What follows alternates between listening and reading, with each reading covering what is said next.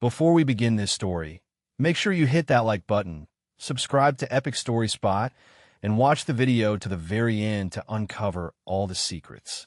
For as long as Leo could remember, his grandfather's workshop was a sanctuary. It was a place where sawdust hung in the air like a fine mist, where the scent of aged wood and rusty metal mingled into a perfume only he understood. It was where his grandfather, a quiet man with hands calloused from a lifetime of labor, had taught him to whittle and to fix things, to build a life with your own two hands. His grandfather, Arthur, had been a rock, a man of routine and tradition. He had married his grandmother, Martha, built their house with his own hands, and lived a simple, honest life in the same small town for over 50 years. Their love story was a quiet legend, one everyone in town admired for its stability and peace. But a year ago, Arthur had passed away, leaving a profound silence in the family home and an empty space in Leo's heart. Now, it was up to Leo to clean out the workshop, a task he had been putting off, unwilling to disturb the final resting place of his grandfather's memories. The door to the workshop groaned as he opened it. Dust motes danced in the lone beam of sunlight cutting through the window, illuminating tools neatly hung on the wall, each one a relic of a life well lived. He ran his hand over the smooth top of his grandfather's workbench, a piece of wood so old it seemed to hum with unspoken stories. He knew every inch of this room, every nail hammered into the wall, every jar filled with screws and bolts. It was a place he felt he knew better than his own home. He started with the back corner, where a heavy, old bookshelf stood, laden with manuals and forgotten blueprints. He pulled out a stack of old magazines, and as he did, a small, worn leather-bound journal slipped from between the pages. He had never seen it before. The leather was soft and cracked with age, the cover completely blank. A chill went down his spine. It felt like a part of his grandfather he had never known. He carried the journal out of the workshop and sat on the back porch, the afternoon sun warm on his face. He opened the journal, his fingers tracing the faint lines of his grandfather's elegant handwriting. It wasn't a journal filled with daily events or mundane thoughts. It was a collection of poetry and short stories, each one a vivid burst of emotion that felt completely alien to the quiet, stoic man he had known. The words spoke of a love so profound it hurt, of a longing so deep it was a physical ache. The name, Eliza, was scribbled in the margins of every page, a name he had never heard his grandfather utter. As he read on, his heart pounded faster. The poems described a secret romance, a love that was forbidden, a bond so strong it transcended time and distance. But the words ended abruptly on a page that was torn and stained, as if the writer had been in a rush. He read the final lines, his breath catching in his throat.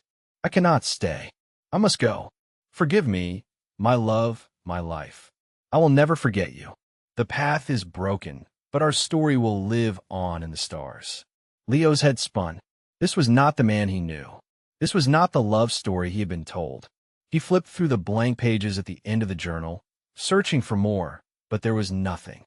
Then a loose sheet of paper fell from the back cover, a folded letter so old it crackled at the edges.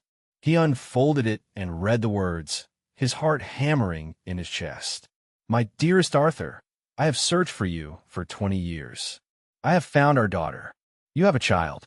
I am at the old lighthouse in Crescent Cove. I am here for you." The letter was signed, Eliza. The date on the letter was over 50 years ago, the year his grandfather had married his grandmother. Leo's world tilted on its axis. He had a secret aunt. He had a family he never knew about, a family his grandfather had hidden for half a century. The quiet, simple love story he had admired his entire life was a lie, built on a foundation of a profound betrayal and a hidden truth. He stood up, the letter shaking in his hands. He had to know the full story. He had to find out who this woman was, and what had happened to the daughter his grandfather never knew. His simple life had just become a quest, a quest to uncover the secret his grandfather had carried to his grave. The discovery of the letter was a punch to Leo's gut. The man he had admired his entire life, the bedrock of his family, had lived a lie. The quiet, peaceful love story of Arthur and Martha was nothing but a fragile facade hiding a lifetime of secrets and a profound betrayal. He couldn't speak to anyone about it. The truth was a heavy weight, a secret he now carried alone.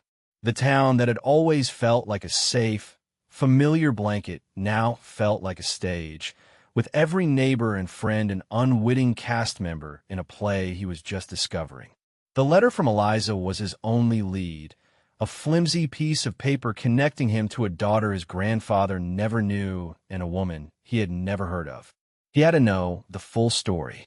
He had to find out what happened, what had broken the path to love and family, and what had forced his grandfather to live a lie for 50 years. With the letter and the worn journal in his bag, he drove to Crescent Cove, a quiet coastal town a few hours away. He felt like a ghost, a traveler in his own family's history, searching for a truth that might be better left buried. The drive was a blur of highway and passing scenery, his mind replaying every memory he had of his grandfather, trying to reconcile the image of the stoic man with the passionate poet he had read about in the journal. When he finally arrived, the salty air hit him with a powerful rush, and the sound of the ocean felt like a constant, gentle hum. Crescent Cove was a picture-perfect postcard town, but to Leo, it felt haunted by a story he was desperate to unravel. He found the lighthouse easily, its white towers standing tall against the gray sky, a beacon to a forgotten past. A small sign by the front door read, Crescent Cove Museum. Leo felt a rush of disappointment. The lighthouse wasn't a private home, but a museum. He had no choice but to go in. Inside, a woman with kind, but tired, eyes sat behind a small desk, surrounded by a collection of old maritime artifacts. She looked up at him, her face etched with the wisdom of age and a profound sense of sadness. "I can help you with a ticket, if you'd like," she said. Her voice was soft, melodic, like the sound of a distant bell. Leo shook his head, his heart pounding in his chest. "I'm looking for someone," he said, pulling out the worn leather journal. "The man who wrote this. His name was Arthur." He showed her a faded photo of his grandfather. Her eyes, filled with a familiar sadness, widened in recognition. She took the journal from him, her fingers tracing the worn cover. "It's been a long time," she whispered, her voice filled with a quiet reverence. She looked at Leo, her gaze sweeping over his face, as if she was searching for a familiar trait. "You have his eyes," she said. "He had eyes that saw a soul, not a person. My name is Evelyn. Arthur wrote to my mother. Every day. For a year." She gestured for him to sit down, and her story began. "My mother's name was Eliza. She was an artist, a free spirit who lived a life full of passion and fire. She met a man one summer, a man named Arthur, a man who saw her, truly saw her. They fell in love, a love so powerful it was like a force of nature. But he had to leave. His family was in trouble, and he had to go back to his family's farm and help his parents. He promised to write. She promised to wait. But she never heard from him. She waited for a year that turned into 2, into 10. She grew sadder, and one day, she decided to get on a boat, a one-way trip to a place where he would never find her. She was pregnant, with my brother. She never told him. She never even sent a letter. She just left. She felt betrayed. She thought he had left her, had abandoned their love for a life of quiet convenience with a woman named Martha. She kept a journal, a record of the last days of her love, of her belief that a love so powerful could not simply die. The journal was her only proof that the love was real. A year after my brother was born, a lawyer came to my mother's home. He gave my mother a box of letters, a box of my grandfather's letters, a year of letters, each one an outpouring of love and anguish of a man who was trying to get back to her, but couldn't. His father had a debt, and the only way to save the family farm was to marry a woman with money. His parents had arranged it. He wrote about his pain, his anguish, about how he hated the lie he was living. My mother read the letters. She found out the truth, but it was too late. He was married. She had moved on. They never spoke again. My brother never knew his father. A year after my mother died, a lawyer came to me. He gave me this. Evelyn pulled out a small, ornate key from a desk drawer. Arthur left this for me. He left it for my mother. It was his last act of love, of his hope that their love would live on. The key is to this. She gave me this right before she died. Evelyn pulled a small wooden chest out of a closet. It is filled with my grandfather's letters. Letters he sent to my mother, letters he wrote to her every day, letters she never received. Letters he wrote in his quiet desperation, in his love for her. They are all here. She never read them. She never even opened them. She was so heartbroken that she never even read them. She just kept them, waiting for the right person to come and read them. She pulled out a small stack of letters and held them out to Leo. He wanted you to have them. He wanted you to know the truth. He wanted you to know the secret he had to bury for 50 years. He wanted you to know that his love for your grandmother was real, but that his love for Eliza was his first love, a love that was stolen from him, a love he never forgot. Leo took the letters, his hands trembling. He looked at the words, his heart hammering in his chest. His grandfather was not a traitor. He was a hero. He was a man who sacrificed everything for his family. He looked at the letters and saw his grandfather's love. He saw the secret he had carried to his grave. He looked at the letters and knew he had to read them. He had to know the truth. He had to know the story of the man he had admired his entire life. He had to know the truth that was buried for 50 years. The letters were a heavy weight in Leo's hands. He sat on a worn wooden bench at the lighthouse, the ocean air whipping around him, and began to read. The first letter, dated a week after his grandfather had left Eliza, was a desperate plea. Arthur spoke of his love for her, a love he had found on the coast, a love he now feared was slipping away. He wrote of his father's immense debt and his parents' failing health. He had no choice but to return home to help his family, to take on the responsibility of the farm, to give up his own happiness for a sense of duty. The letters that followed were a painful chronicle of a love separated by miles and by a bitter twist of fate. He wrote every day, pouring his heart out, telling her he would return for her, that he would find a way to make enough money to pay off his father's debts, to free himself from the life he was forced to live. He spoke of the guilt that consumed him, the lie he was living. He wrote about the cold reality of his life, a reality that was built on a lie that was eating away at his soul. He wrote about how he would wake up in the middle of the night, his heart pounding, as he thought about her, his love for her a constant, physical ache. He wrote about how he would look at the stars at night, and he would imagine her looking at the same stars, and he would feel a sense of hope, a sense of connection. He wrote about how his heart was with her, even though his body was not. The letters were a raw, honest window into a part of his grandfather's soul Leo never knew existed. He had always seen Arthur as a man of quiet contentment, but these letters revealed a man consumed by a silent, unending agony. Leo's anger at the perceived betrayal began to dissolve, replaced by a profound sense of sadness. His grandfather wasn't a villain who had abandoned a lover. He was a tragic hero who had sacrificed his own happiness for his family. He had been forced to make a terrible choice, and he had chosen duty over love, a choice that had haunted him for 50 years. The letters continued, growing shorter and more despondent with each passing week. He wrote of his last chance to get back to her, a last chance to tell her the truth. But his father's health took a turn for the worse, and he couldn't leave. He was trapped. The letters were filled with a sense of hopelessness, of a man who was watching his own life slip away, a man who was losing the love of his life to a lie he couldn't escape. He wrote about his wedding day, about how he had looked at his new wife, Martha, and he had seen a good, kind woman, but he had not seen Eliza. He had seen a future filled with a different kind of love, a love that was built on respect and loyalty, a love that was built on a sense of duty, a love that was not a love that was filled with fire and passion. He wrote about how he had looked at the stars that night, and he had cried, a profound sense of loss, a profound sense of anguish. He wrote about how his heart was with Eliza, even though his body was with Martha.